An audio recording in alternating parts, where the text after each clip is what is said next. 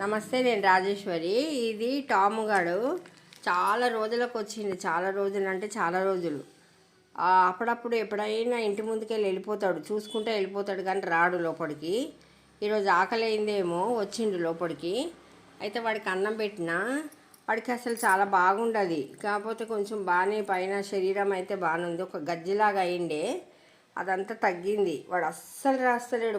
మా మా ముందు గల్లీలో ఉంటాడు. ఈరోజు వచ్చిండు. వాడికి కాలు ఒకటి బాగాలేదు, కూర్చోడానికి వస్తలేదు. ఇక నీళ్ళు తాగిండు. నీళ్ళైతే 3 సార్లు తాగిండు. ఇక అన్నం పెట్టిన అన్నం తిన్నాడు కదా అని మళ్ళీ కొంచెం పెడితే అది తినలే. ఇక పోయి కూర్చొని కొంచెం సేపు కూర్చొని ఇక వెళ్ళిపోయిండు. అట్లా చేసిండు. ఈరోజు ఎందుకు వచ్చిండు నిన్న ఆదివారం రోజు వచ్చిండండి. నేను వీడియో ఇప్పుడు పోస్ట్ చేస్తున్నా.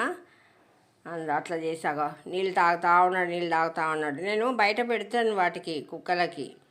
మరి వీడు రాడు, వచ్చి వెళ్ళిపోతూనే ఉంటాడు. ఏమైనా ఇంట్లోకి పిలుచుకుంటాం అనుకుంటాడో ఏమనుకుంటాడో.